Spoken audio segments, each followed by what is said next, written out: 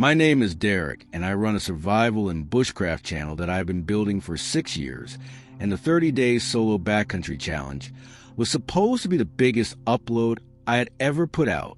I had been planning the route into the northern Canadian wilderness for 2 years, and I had the gear, the skills, and the experience to pull it off, and I had cameras mounted and ready, and I was prepared to document every single day of the challenge for the people who had been waiting on it. The planning alone had taken months. I mapped the terrain using satellite imagery and topographic charts, and I had 3 separate route options depending on weather and conditions. I sourced my gear carefully and tested everything twice, and trimmed my pack weight down to something I could carry hard miles with and still have the tools I needed to survive comfortably off the land. I trained for it. I ran longer and lifted heavier and practiced my fire starting and shelter building until they were muscle memory. By the time the morning of departure came, I felt like I had done everything a person could do to be ready. I loaded my truck the night before and barely slept and was on the road before the sun came up. The drive north took most of the day and the towns got smaller and further apart the further I went, and by the time I was getting close to the trailhead, the roads had turned to gravel, and the tree line on either side was getting thicker and taller and darker. I stopped at a gas station on the edge of a small northern town to top off my fuel and grab a last coffee, and I sat in the truck in the parking lot and called Jade before I lost signal for good. She picked up on the second ring the way she always does, and the sound of her voice hit me the way it always does when I've been driving alone for hours. She asked if I had everything, and I told her I had more than enough, and she ran through her usual checklist of questions that I had already answered a dozen times, and I answered them again, because I knew it made her feel better. She told me to be careful out there, and I told her I would, and she said she was already missing me before I had even left, and I laughed and told her I would be back before she had time to get used to the quiet. She laughed back, and we said goodbye, and I sat there for another minute after the call ended just listening to the engine idle. That was the last easy moment I had for a very long time. I pulled into the trailhead parking area about 40 minutes later in the late afternoon, and the place was empty except for a Ranger truck parked at the far end. I climbed out and started setting up my camera to film the gear check, and the trailhead inch of the way I always do at the start of a long trip. I do a full pack rundown on camera every time so my subscribers can see exactly what I am carrying and why. It is one of the parts of my content that people seem to connect with the most. A ranger named Claude climbed out of the truck at the far end of the lot and walked over while I was mid-sentence talking to the camera. He was a big guy in his 50s with a weathered face, and the kind of quiet about him that comes from spending most of your life outdoors. He asked where I was headed, and I told him my planned route into the back section of the wilderness area. He looked at my pack for a moment, then looked back at my face and held my eyes in a way that felt like he was deciding something. He told me that stretch of forest had a way of keeping people longer than they planned, and I asked him what he meant by that. He looked back at the tree line at the far end of the lot, and then back at me and said some places just do not like company, and left it at that. He walked back to his truck without another word, and I stood there for a second trying to decide if that was worth taking seriously. I told myself it was just local flavor, old Ranger giving the city guy a spook before he heads into the bush. I have heard variations of that speech at trailheads across the country, and it never meant anything. I finished my gear check on camera and recorded a quick intro telling my subscribers I would see them on the other side, and I shouldered my pack and hit the trail. Within an hour, the parking area was gone behind me, and the forest closed in a way it only does that far north. The trees were massive and old, and the canopy was thick enough to drop the light by half even in the middle of the afternoon. The ground was soft with deep moss, and the whole place had a stillness to it that I recognized from years of backcountry travel. That particular kind of quiet that means you are somewhere genuinely remote. I have always loved that feeling. It is the thing that keeps me coming back to places like this when most people would be happy staying home. I made my first camp at a flat spot near a shallow creek, about 8 kilometers in, and I had a fire going and food on before the light was fully gone. I filmed the camp setup and talked through my first day on camera, and I was relaxed and in my element, and the footage felt strong. I slept hard that first night, the way you always do when your body has been working all day in fresh air. The next 3 days followed the same rhythm. Good miles in the morning and solid camp setups in the evening, and footage I was genuinely proud of. I was moving well and eating well, and the terrain was everything the maps had promised. I was deep enough in by day for that I had not heard another human sound since I left the trailhead. No distant traffic, no aircraft, just the forest doing what forests do that far from anywhere. On the morning of day 5, I broke camp early and was moving by first light, and I found the first arrangement about 200 meters from where I had spent the night near a dry creek bed. It was a cluster of large animal bones laid out on a flat section of ground in a pattern that stopped me the moment I saw it. I set my pack down and crouched next to it and looked at it for a long time before I got my camera out. The bones were large, elk or moose most likely, but they were not scattered the way a kill site leaves things. They were placed. Each piece had a position that felt considered. I filmed it and told the camera it was likely predator caching behavior or possibly wolfpack activity, and I noted the GPS coordinates and kept moving. I told myself that was all it was. I had seen unusual animal behavior in the backcountry before, and I knew better than to project meaning onto things that had natural explanations. I pushed the unease down and kept my head in the challenge, and made good miles the rest of that day. I made camp that evening near a ridge with a good view and cooked and filmed and felt like myself again. I slept well and woke up on day 6 feeling sharp. 2 days later, on the morning of day 7, I found a second arrangement, and this one was 15 meters from my tent. I had walked right past it in the dark the night before without seeing it, and I stood there in the early morning light, staring at it with my coffee in my hand, and something cold moved through me that had nothing to do with the temperature. It was larger than the first one and more deliberate in its construction, and positioned at the edge of my campsite in a way that felt less like nature and more like something had placed it there while I slept. The forest was completely silent around me in a way that felt different than the silence I had gotten used to over the past week. I stood there for a long time before I got my camera out, and when I finally spoke into it, my voice was steadier than I felt. I told the camera what I was looking at, and I described the arrangement in detail, the way I always do when I find something unusual in the field. I measured the spread with my hand, and noted that the largest bones were on the outside of the pattern, and the smaller ones were arranged toward the center in a way that felt intentional. I told my subscribers that I was going to keep an eye on the area and document anything else I found, and I said it in the casual, confident tone I always use on camera, because that is the version of me my channel runs on. But I picked at my camp faster than I normally would that morning, and I put a solid 2 kilometers between myself and that spot before I stopped for breakfast, and I did not tell the camera that part. The backcountry does strange things sometimes, and I had learned over years of solo travel that the best thing you can do when something unsettles you is keep moving and keep your head working and not let your imagination get ahead of facts. The facts were that I had found 2 unusual bone arrangements in 7 days. That was all.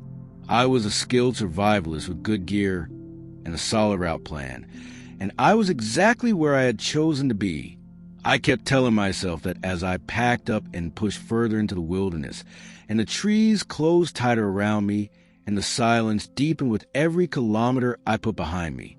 The terrain changed as I pushed further north, and the spruce got thicker and the ground got wetter in the low spots, and the light through the canopy took on a quality that made everything look slightly older than it was. I had been in remote wilderness before, but this place had a character to it that was hard to name.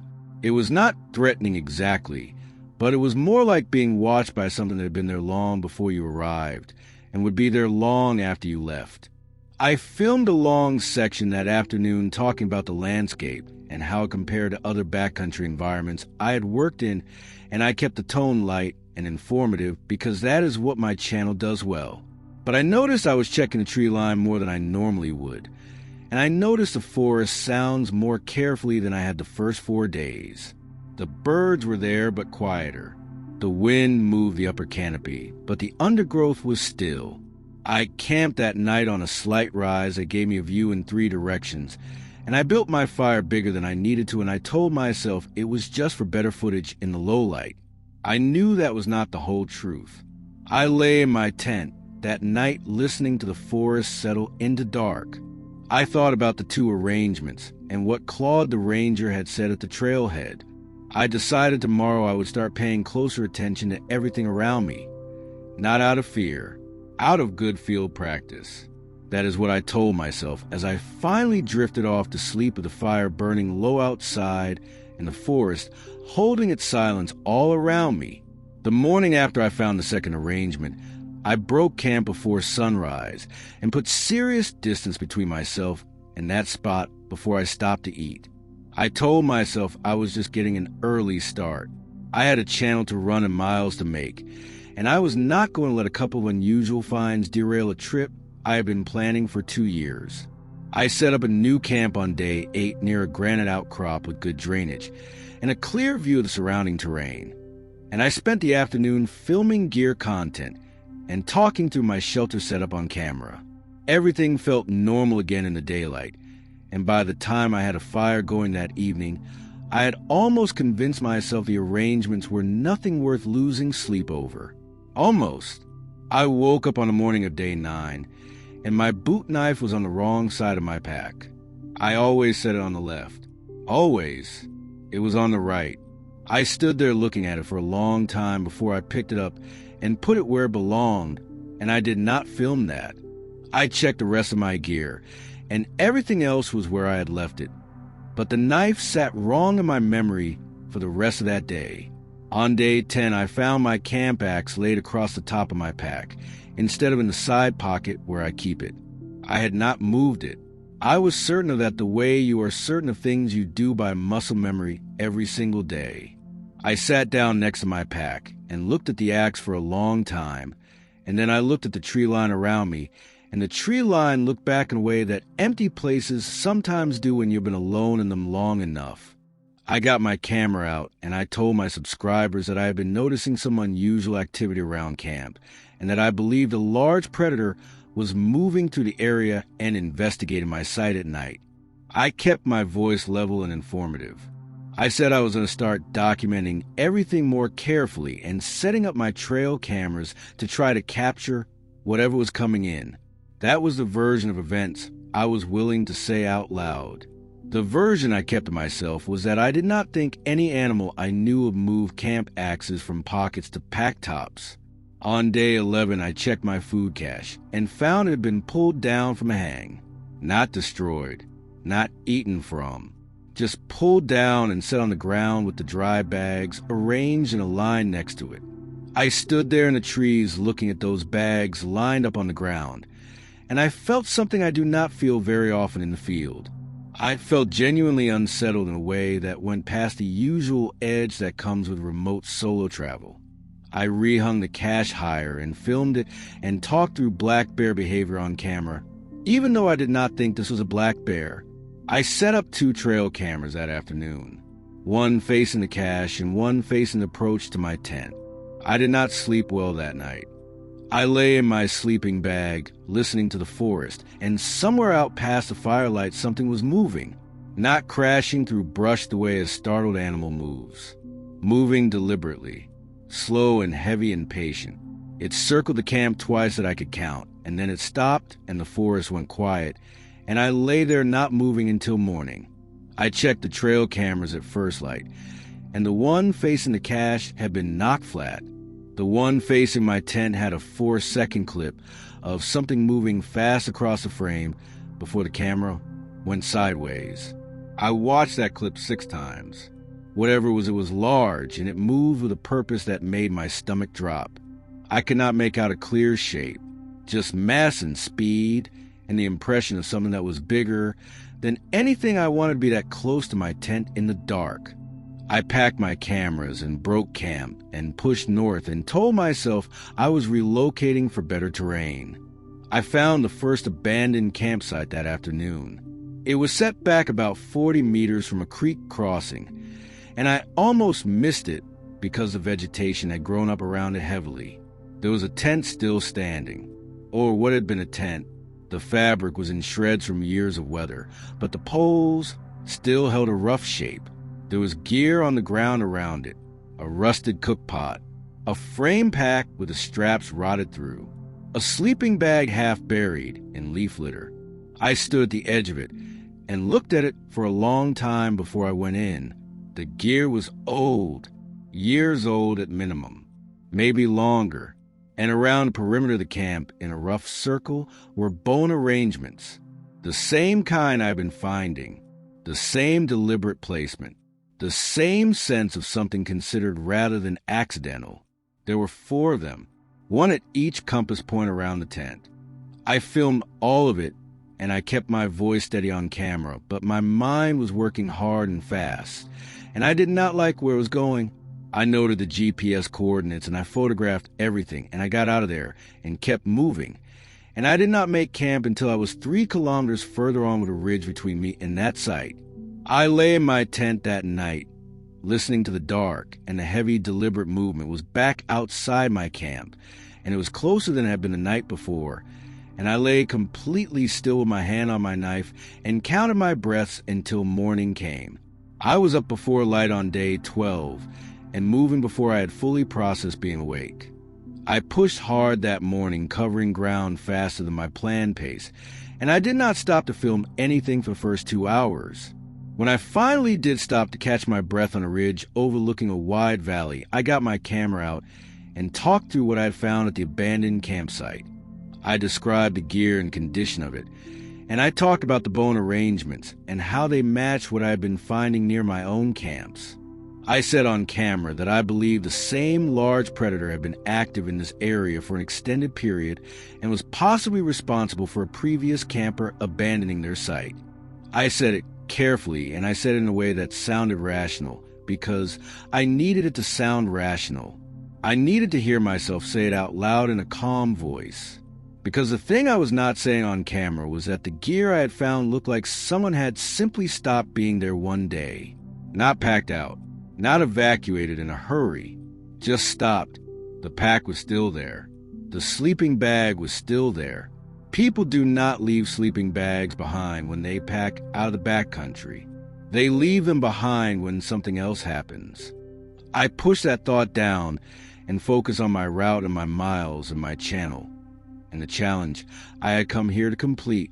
I made camp that evening in a defensible spot with my back to a rock face, and I built a large fire, and I set both trail cameras up again. And I ate and filmed my daily update, and tried to sound like a man who was having an adventure he had planned. I was getting better at that. Day 13, I woke to find that the trail camera facing outward had been turned around during the night. Not knocked over. Turned. It was now facing my tent. I stood there in the cold morning air looking at it, and something shifted in me that I could not entirely put back where it had been. I picked the camera up and checked the footage, and there was nothing on it except darkness, and then a blur of movement, and then the lens pointing at nylon. I packed it away and did not set it up again. Day 14, I found a second abandoned campsite, and this one was older than the first. The gear was barely recognizable as gear anymore, but the bone arrangements around it were intact, preserved somehow by the way they had been placed on flat rock surfaces.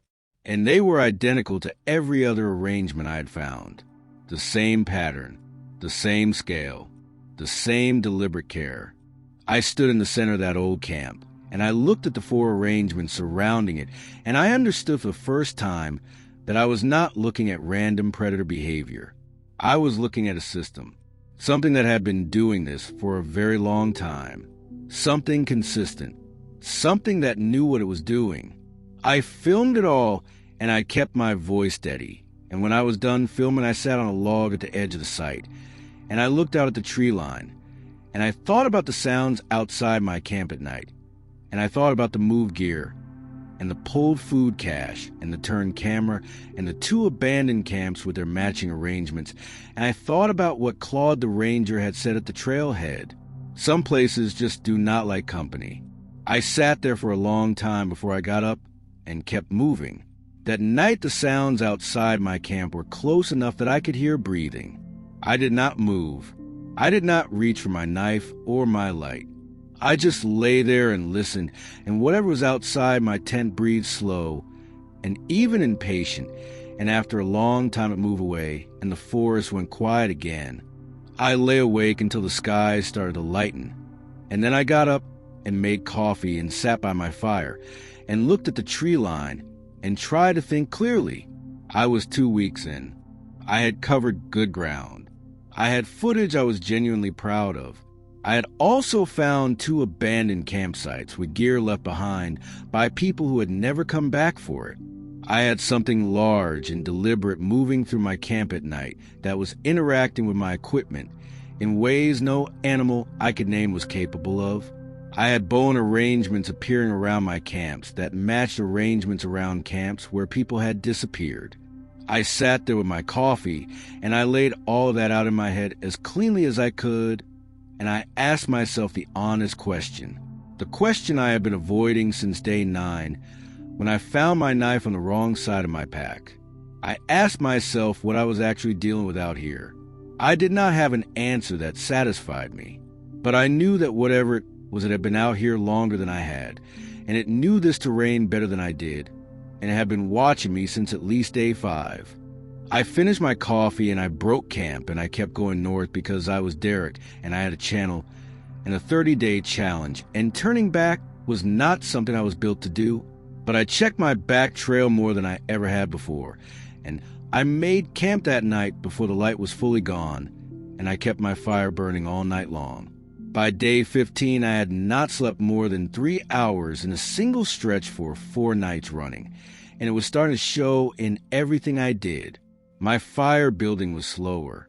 My camp decisions were taking longer than they should. I was second-guessing route choices I would have made automatically a week earlier. Sleep deprivation does something specific to a person in the backcountry. It does not just make you tired. It makes the wilderness feel closer, more present. The sound of the edge of your perception get louder, and the shadows between trees get deeper, and your instincts start working overtime to compensate for the parts of your brain that are running on empty. I knew all of that. I had studied it and written about it and talked about it on camera more than once. Knowing it did not make it easier to live in.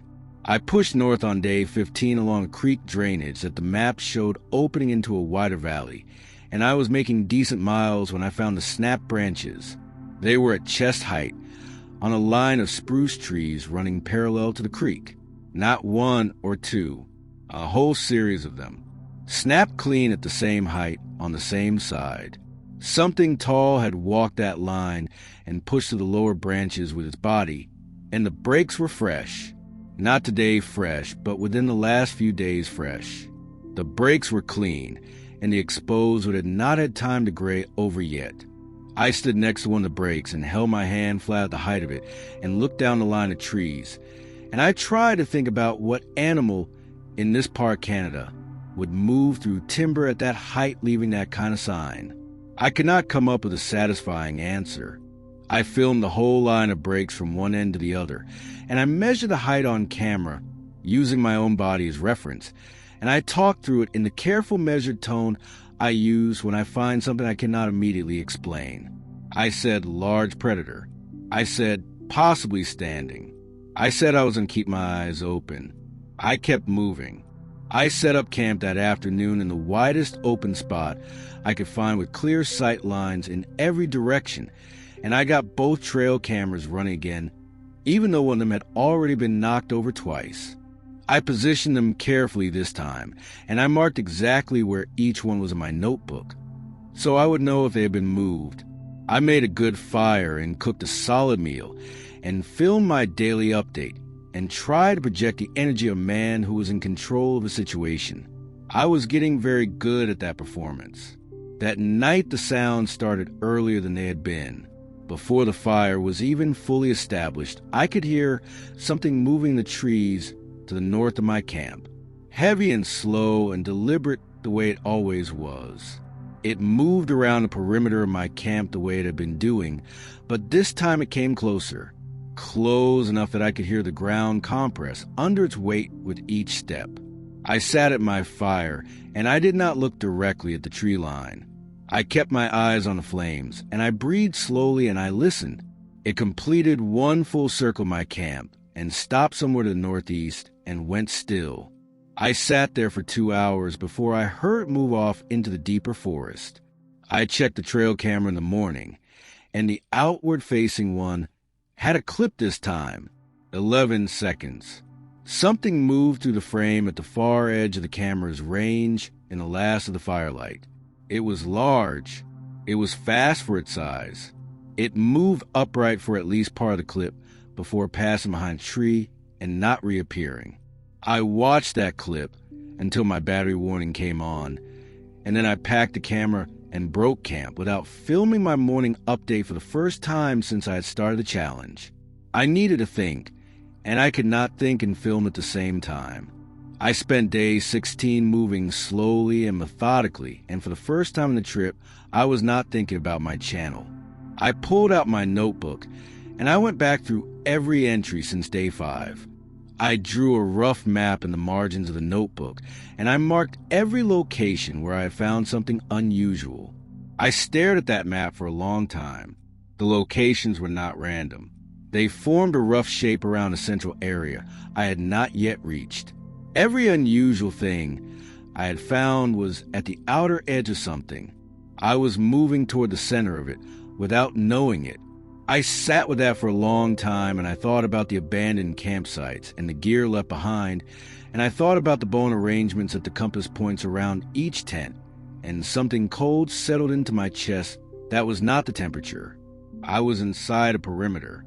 I had been inside it since at least day 5 when I found the first arrangement, and I had kept walking deeper in every day since. I got up and kept moving because stopping was not something I knew how to do.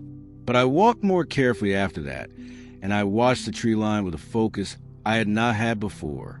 On the afternoon of day 16, I stopped on a rise and looked out over the valley below me, and the forest was still, and the sky was heavy with cloud, and I stood there scanning the tree line the way you do when your instincts are running ahead of your conscious mind. That was when I saw it. At the far edge of the valley where the timber was thickest, a shape stepped out from between 2 large spruce trees and stood in the open for 3 or 4 seconds before stepping back into the shadow. It was large, much larger than anything I had seen in the Canadian backcountry in 6 years of working in it. It moved with a fluid deliberateness that no large animal I knew moved with. It did not look at me. It did not need to. It stepped out and it stood, and it stepped back, and in those 3 or 4 seconds it communicated something I felt more than understood. I stood on that rise for a long time after it was gone, and the valley was empty and still below me, and the sky pressed down, and the forest held its silence, and I understood for the first time that I had not been alone out here since the moment I left the trailhead. Whatever that was had known I was here the entire time.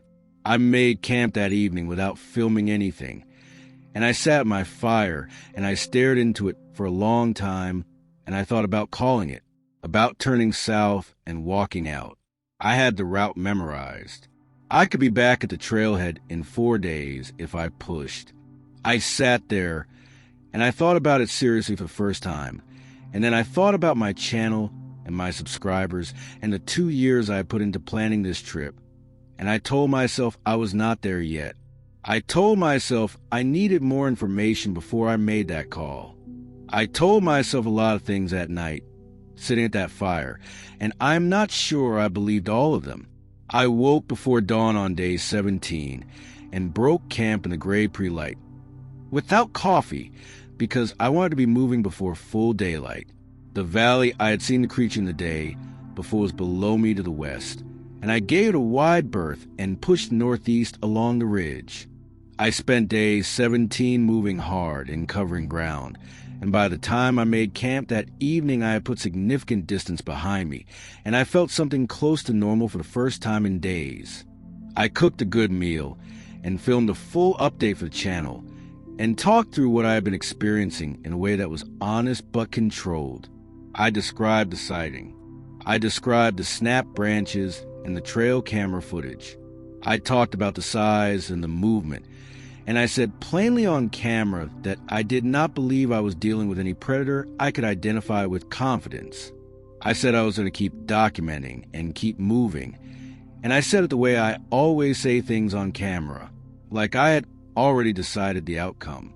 Like the situation was something I was observing rather than something I was inside of. I needed to believe myself that night. The sounds came back after midnight, closer than they had ever been, right at the edge of my firelight where the dark begins, and I could see nothing past a flame, but I could hear the slow weight of something standing just outside what the fire could touch. It stayed there for a long time, not moving, not making any sound beyond its presence, just standing. I kept my eyes on the fire and my breathing slow, and I did not move, and eventually it was gone, and the forest was quiet, and I sat there until morning, because sleep was not something that was going to happen that night. Day 18, I moved on fumes. I drank extra coffee and pushed hard and tried to outpace the fog in my head with miles in my legs. I was still filming, still talking to the camera, still performing the version of myself that had a plan and a schedule and a channel to feed. But I was watching the tree line constantly now, not the careful, alert watching of an experienced outdoorsman, reading his environment, the specific watchfulness of someone who knows something is out there and is waiting to see it again. I found a third abandoned campsite on the afternoon of day 18, and I almost walked past it. It was smaller than the others. A single-person setup, a stuffed sack of clothing hanging from a tree branch perfectly preserved in a dry bag, a pair of boots sitting upright next to where a tent had been. The tent itself was gone, blown away or dragged off years ago, but the boots were there, and the dry bag was there, and the bone arrangements were there. 3 of them this time, not 4, 3, and one of them was incomplete, like something had interrupted the process. I stood in that campsite for a long time looking at those 3 arrangements and the incomplete one, and the boots sitting upright in the leaf litter, and I felt the weight of this place settle onto me in a way that I knew was going to be hard to put down. Someone had been here.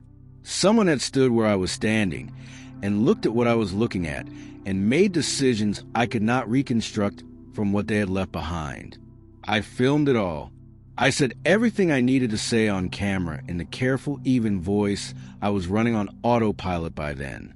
And when I was done filming, I stood at the edge of that camp, and I looked out at the forest around me, and I made myself say the thing I had been circling for days. I said it quietly, out loud, just for myself. I said, I think I need to start thinking about leaving. The forest did not respond. The wind did not shift. Nothing moved in the tree line. But somewhere out past the edge of my vision, I had the distinct and absolute feeling that something had heard me. I woke up on day 19, and I did not break camp. That was the first time in the entire trip I had not been moving by mid-morning, and the decision felt significant in a way I could not fully articulate. I sat by my fire with my coffee and my notebook, and I looked at the rough map I had been building in the margins since day 16. I had added to it every day since, and the picture it was building was one I had been resisting looking at directly. I looked at it directly that morning. Every abandoned campsite I had found was marked, every bone arrangement, every piece of move gear, and every location where I had heard the sounds or seen sign. The pattern was clear when I let myself see it. I was not moving through open wilderness. I was moving through a territory, a defined space with edges I had been crossing without knowing it since the first day I left the trailhead. The arrangements were not random predator behavior. They were markers. the same way you might mark a fence line or a property boundary. They were saying something. I sat with that idea for a long time, and I turned it over, and I tested it against everything I had observed, and it held. It held better than anything else I had come up with.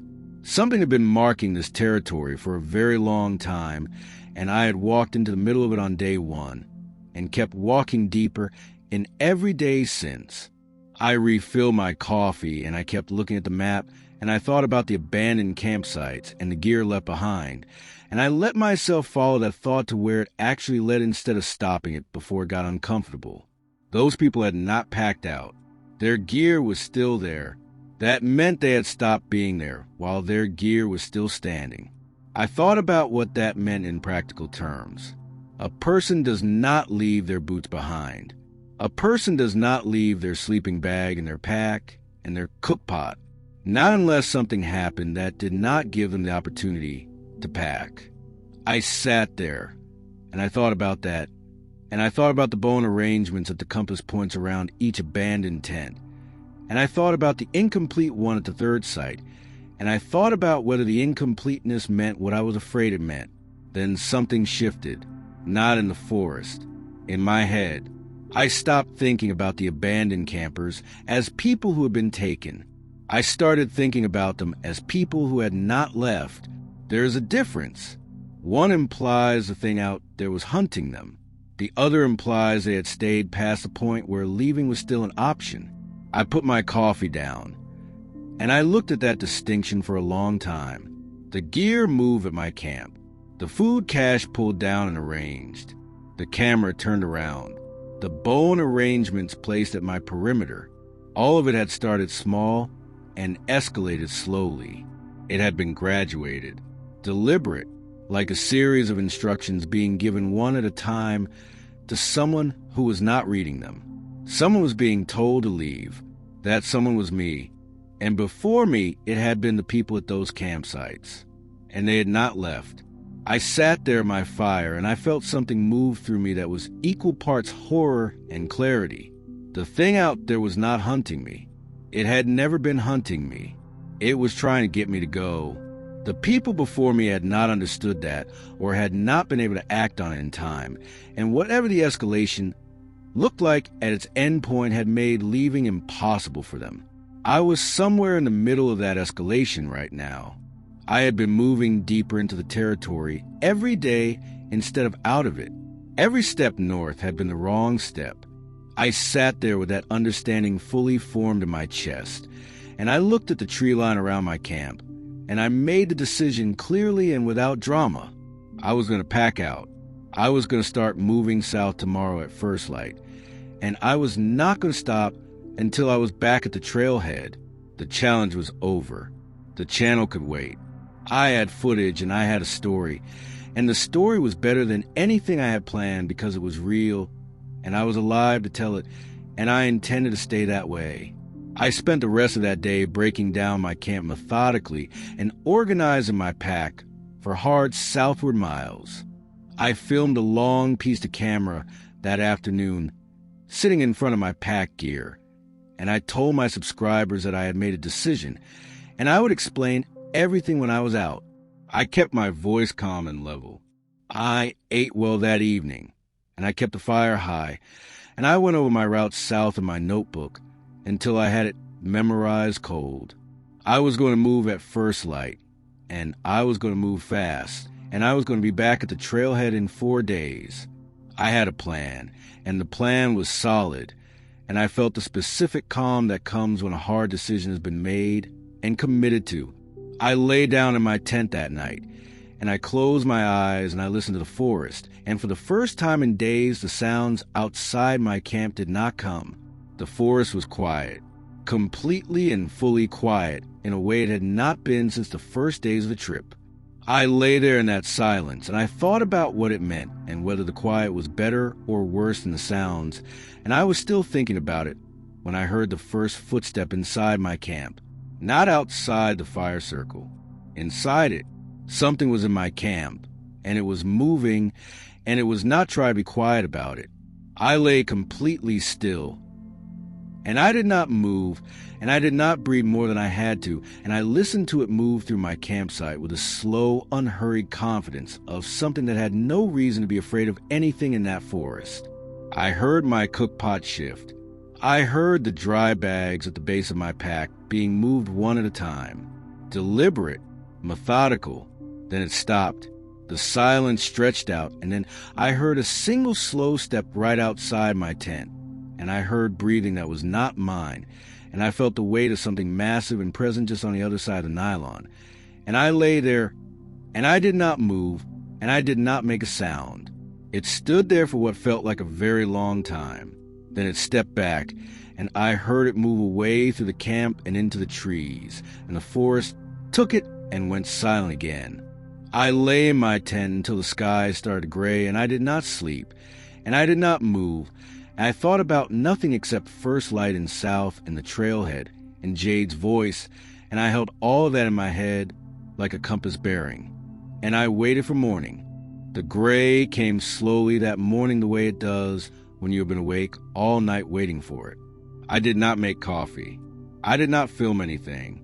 I unzipped my tent and stepped out into the cold pre-dawn air, and I looked at my campsite. Everything had been moved. Not destroyed, not scattered, moved. My dry bags were in a line near the fire ring. My cook pot was sitting upright in the center of the camp instead of by the food prep area. My pack had been shifted about 2 meters from where I had left it and set down carefully on its back instead of leaning against a tree where I always put it. Careful, that was the word that kept coming back to me as I looked at it. Everything that had been done to my camp in the night had been done carefully. I stood there in the cold, and I looked at all of it, and I thought about the word careful and what it implied about the thing that had done this, and I felt the hair on my arm stand up under my jacket. I packed everything in silence, and I shouldered my pack, and I looked south, and I started walking. I did not look back at the camp. I did not film my departure. I just moved. The forest was still around me, and the light was thin and gray, and the ground was soft under my boots, and I focused on my footing and my pace and the compass bearing in my head, and I thought about Jade answering on the second ring, and I kept moving south. I made good miles through the morning, better than I had expected given no sleep, and a pack waited for 30 days. The terrain was familiar from the way in, and I moved through it with the automatic confidence of someone who has covered the same ground twice. I did not stop to film. I did not stop to eat until the sun was high enough to tell me it was midday. I sat on a log and ate cold food from a dry bag and drank water and looked back the way I had come. The forest was still. Nothing moved in the tree line behind me. I sat there and I breathed and I ate and I told myself I was going to be okay.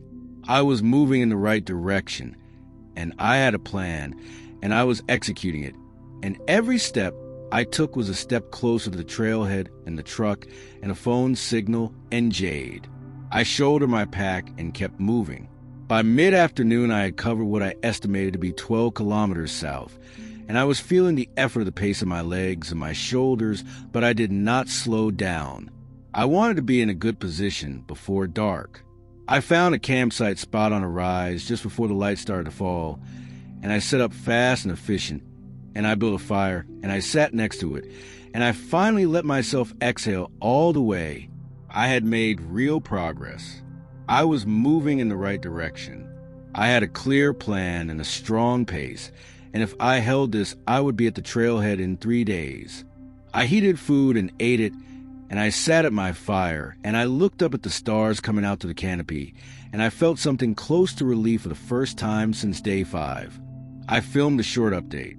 I told the camera I was heading out, and that I was okay, and that I had a story to tell when I got there. I kept it brief. I banked the fire, and I got into my tent, and I closed my eyes, and I was asleep inside of 2 minutes from pure exhaustion. I slept for 4 hours before the sound started again. They came from the north, from the direction I had been traveling all day, from behind me, and they were closer than they had ever been. I was out of my tent before I was fully awake.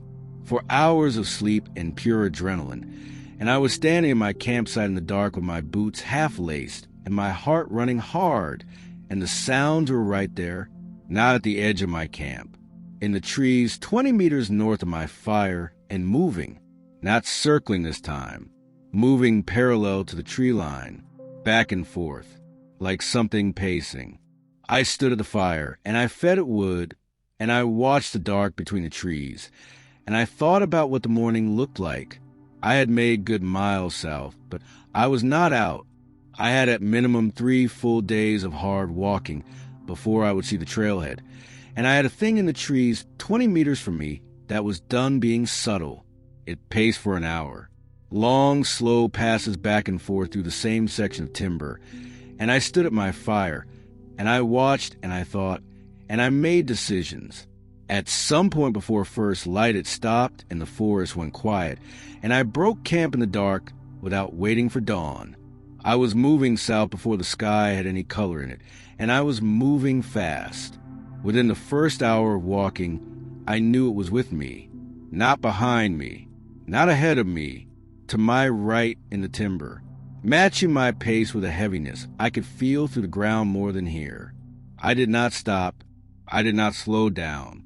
I kept my eyes forward and my pace hard, and I breathed through my nose, and I counted my steps the way I do when I need my head to stop running and my legs to take over. It stayed with me through the morning. Every time I paused to check my compass or drink from my water, it paused with me. I could not see it. The timber on my right was thick enough to hide something much larger than what I was dealing with, but I could feel the weight of it there, aware of me, watching me. I pushed hard through the middle of the day, and the terrain was getting more familiar, which meant I was making real progress south, and I held on to that. By early afternoon, something had changed. I stopped at the top of a ridge to look at my compass, and I realized the sounds had shifted. It was no longer directly to my right. It was slightly ahead and to the right. I stood there, and I worked through what that meant, and I thought about the abandoned campsites and the bone arrangements and the perimeter I had been inside, and I thought about the logic of a territorial animal that wanted something out of its space. If you wanted something to leave, you would not follow it from behind. You would get ahead of it. You would steer it. I stood on that ridge, and I looked at the terrain ahead of me, and I understood that the direct south route I had been taking was not the route it was going to let me take. I pulled out my map, and I looked at the alternatives.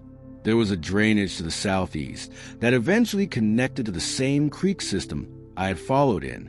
Longer route, more difficult terrain, but it was a direction the sounds were not coming from. I adjusted my bearing, and I pushed southeast, and within 20 minutes the sounds had shifted back to my right again, staying parallel, keeping pace. It was not blocking me anymore. I was moving in the direction it wanted me to move, and it was letting me know that. I kept going. The terrain got rougher as I pushed into the drainage, and the go was slower, but I did not stop. The light started to fall earlier than I wanted, and I knew I was not going to make the distance I needed before dark. I found a flat spot above the drainage, and I made a fast camp, and I built a fire, and I did not cook. I sat at the fire with my pack still on my back, and I watched the tree line, and I listened. The sounds were there, further back than they had been all day, like something giving me space at the end of a hard day. I sat there, and I looked at the darkness between the trees, and I thought about everything that had happened since day 5, and I thought about the people who had not made it out of this place, and I thought about the thing in the trees that was doing this, and I tried to construct a picture of it that I could live with. It was not evil. I did not think it was evil. It was old, and it was territorial, and it had a system that had worked for a very long time in a very remote piece of wilderness where almost no one came. And the people who had come and not read the signs or not been able to act on them had stayed past the point of no return, and whatever the final escalation looked like had kept them there permanently. I was not going to be one of those people. I had read the signs, and I was moving in the right direction, and I was going to keep moving until I was out.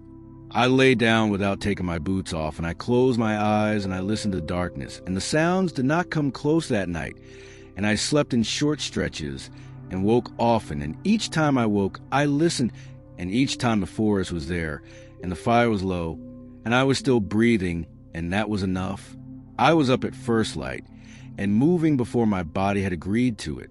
Day 21, and the drainage was below me, and I could hear water, which meant I was on track, and the terrain was opening slightly, which meant I was moving in the right direction.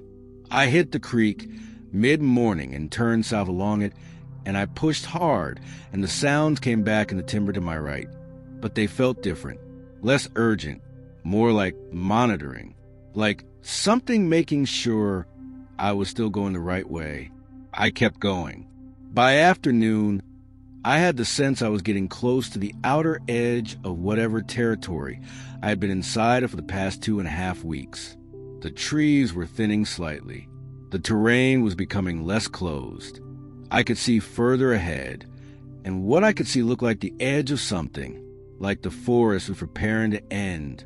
The sound stayed with me through the afternoon, but they were pulling back degree by degree the further south I went, and by early evening, I could only hear them intermittently through the trees.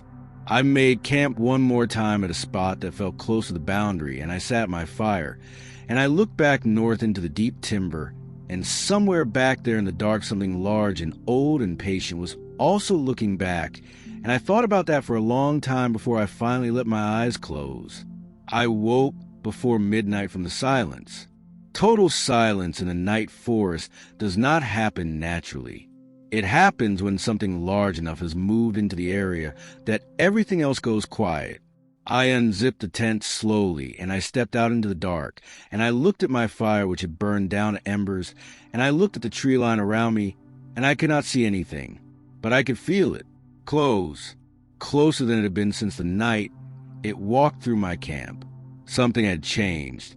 The pacing and the monitoring and the gradual pulling back that I had been reading as progress had stopped. Whatever patience the thing in the forest had been showing me had run out or changed, or I had misread it. I stood at my dead fire and I looked north into the dark timber, and I made a decision in about 3 seconds. I was not waiting for dawn. I picked up my pack from inside the tent, and I shouldered it, and I started moving south in the dark. No fire. No light, just the compass bearing I had memorized, and the sound of the creek below me and my boots on the ground, and the dark pressing in from every side. I heard it start moving behind me within the first 100 meters. Not fast, not charging, just moving, following. The same heavy, deliberate footfalls I had been hearing for 2 weeks, but now they were behind me and I was running, not sprinting. I could not sprint in the dark through that terrain with a full pack, but I was moving as fast as I could safely move, and I was not stopping, and every part of me was focused on south and the creek and the compass and breathing and not falling. I ran in the dark for what felt like hours. The sound behind me stayed consistent, not gaining, not falling back, just there, steady and heavy and certain. The creek was to my left, and I kept it close because I knew the creek went south and the creek would take me out. My legs were burning and my pack was shifting, and I stumbled twice on root systems I could not see and caught myself both times and kept going. Then something changed behind me. The footsteps slowed. I kept running, but I noticed a sound pulling back slightly, not stopping, just slowing.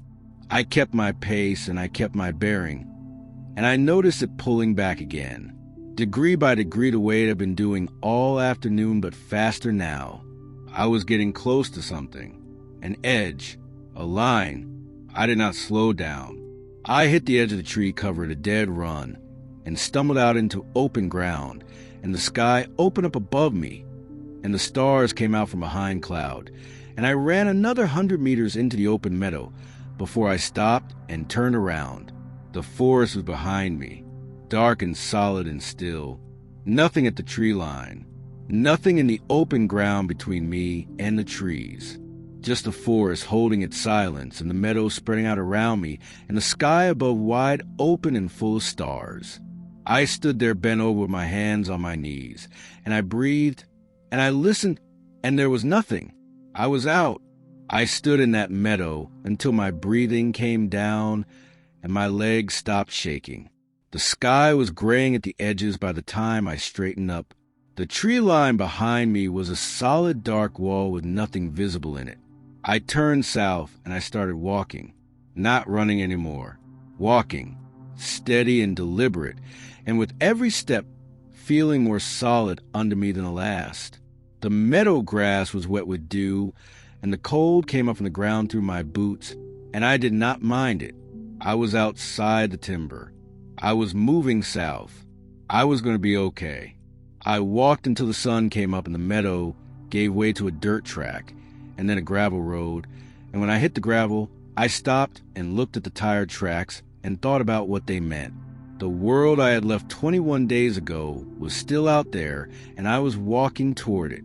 I checked my phone for the first time in weeks. No signal, but the battery was still at 40% from the last charge, and the date on the screen told me exactly how long I had been out there. I put the phone back in my pocket, and I adjusted my pack, and I started walking the gravel road south, and I did not look back at the forest again for a long time. I walked that gravel road for 2 hours before I heard a vehicle. I did not wave my arms or step into the middle of the road. I just stood there at the shoulder, and the truck slowed and stopped, and the window came down, and an older man looked at me the way people look at someone who has clearly been through something. He asked if I needed a ride, and I said yes, and I climbed in, and I did not say anything else for the first few minutes, and he did not push me. He had the kind of quiet about him that people who spend time in remote places develop naturally. He drove south, and the gravel turned to pavement, and the trees thin on either side, and I watched the wilderness slide past a window, and I felt the distance between me and that forest grow with every kilometer, and I let myself breathe all the way down for the first time in weeks. He dropped me at a gas station on the edge of the same small town I had passed through on the way in, and I thanked him, and he nodded and drove off without asking what had happened to me. I stood outside the gas station, and I looked at my phone, and I had 2 bars of signal. I called Jade. She picked up on the second ring the way she always does, and when she heard my voice, something in her exhaled that told me she had been more worried than she had let on when we last talked. I told her I was out. I told her I was okay. I told her I would explain everything when I got home. She asked if I was sure I was okay, and I said I was, and she said she would be waiting, and we said goodbye, and I stood there in the parking lot of that gas station, and I looked at the tree line visible at the northern edge of town, and I thought about how close it still was. I went inside, and I bought coffee and food, and I sat at a small table by the window, and I ate slowly, and I let the warmth of the building work its way into me. My hands were steadier than I expected. My head was clearer than it had any right to be. I had been running on adrenaline and instinct for the better part of 3 days, and now that I was out, the crash was coming, and I could feel the edges of it. I finished eating, and I went to the counter, and I asked if there was a ranger station nearby. The woman behind the counter told me there was one about 4 kilometers south on the main road. I walked it. The ranger station was a small building set back from the road with 2 service trucks parked out front, and I pushed the door open and stepped inside, and the man behind the desk looked up, and I recognized him immediately. Claude. He looked at me for a moment, and then he looked at my gear and my condition, and something moved across his face that was not surprise. He asked me to sit down, and I sat, and he got me a coffee without asking if I wanted one, and he sat across from me, and he waited. I told him what had happened. All of it, from the first arrangement on day 5 to the abandoned campsites to the sounds at night to the footage on the trail camera to the night. It walked through my camp to the realization and the decision to leave to run through the dark. I told him all of it in a flat, steady voice, and he listened without interrupting. And when I was done, he was quiet for a moment.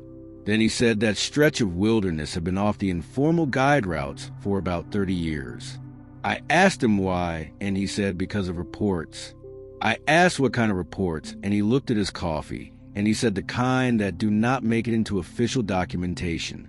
I asked him how many people had gone in there, and I sat with that word for a moment, and I asked him what he thought it was, and he shook his head slowly and said he had been working that territory for 22 years, and he had seen the sign and heard the reports, and his honest answer was that he did not know what it was. He said what he did know was that it had been there longer than anyone he had ever spoken could account for, and that it had never once come out of the timber, never crossed the boundary of its own territory, not once in 22 years of him watching. I asked him about the people who had not come out, and he said most of them had ignored the early signs or pushed back against the escalation, and that once the escalation reached a certain point, the outcome changed. I asked him what the final escalation looked like, and he said he did not know exactly because no one who had seen it had come back to describe it. He said the fact that I was sitting across from him told him I had done something right. I drove home over 2 days and stopped at a motel the first night, and showered and slept for 9 hours straight. I got home the second day, and Jade was at the door before I had the truck in park, and I held on to her for a long time in the driveway without saying anything. I sat at my kitchen table that evening, and I looked at my camera bag on the counter, and I thought about everything on those cards: the snap branches, the abandoned campsites, the trail camera clip, the arranged gear, all of it documented and time-stamped and real.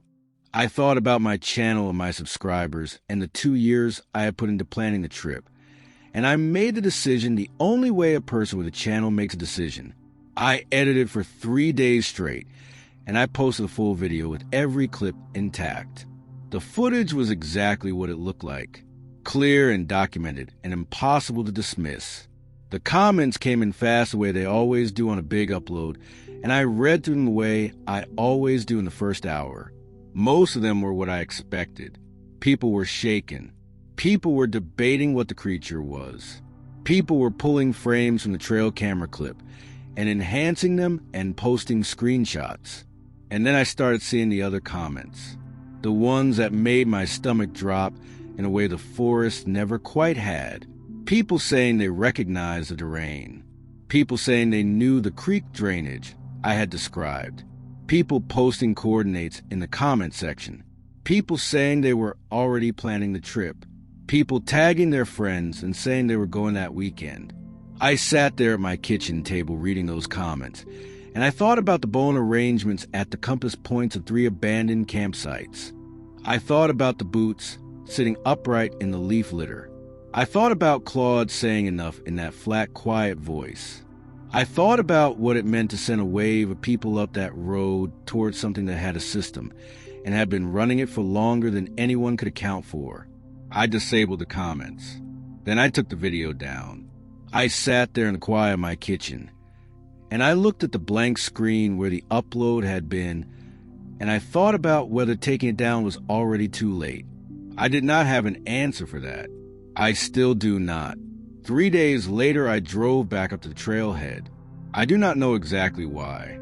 I parked in the same spot, and I sat in the truck, and I looked at the tree line at the far end of the lot, still and dark and holding everything it knew behind it. I sat there for about 20 minutes, and then I started the truck and pulled out and drove south. Something at the edge of those trees had been looking back. I was certain of it. And somewhere out there, people who had seen those coordinates in the comment section before I took it down were already making plans. I hope they figure out in time. I almost did not. The video was down, but the internet does not forget things cleanly. Screenshots had already been taken. Coordinates had already been copied into notes apps and group chats, and I had no way of knowing how far that it spread in the hours the video was live. I thought about a thing in that forest, and whether a thing that had been running the same play for decades had any framework for what happens when 50 people show up at once. I thought about the incomplete bone arrangement at the 3rd campsite, and what had interrupted it, and I sat there with all that, and I did not feel good about any of it. I closed the laptop, and I went to bed, and Jade was already asleep, and I lay there in the dark, and I stared at the ceiling. and I listened to the ordinary sounds of the neighborhood outside the window, and I thought about how far north that forest was, and how few people lived near it, and how long it would take anyone to notice if something went wrong up there. I did not sleep well that night. I have not slept well since. I keep checking news out of that region, the way you check a wound you are hoping has stopped bleeding. So far there is nothing. So far the road north is quiet. I am telling you this story because I think you deserve to know what is up there. I am not telling you where it is. I think you already understand why. Jade asked me why I pulled the video. I told her about the coordinates in the comments and the people already making plans. She listened, and when I was done, she said she was glad I had come home. I told her I was glad too. I have been back at my desk for 2 weeks, and my subscribers have been asking what happened to the 30-day video, and I have not answered yet.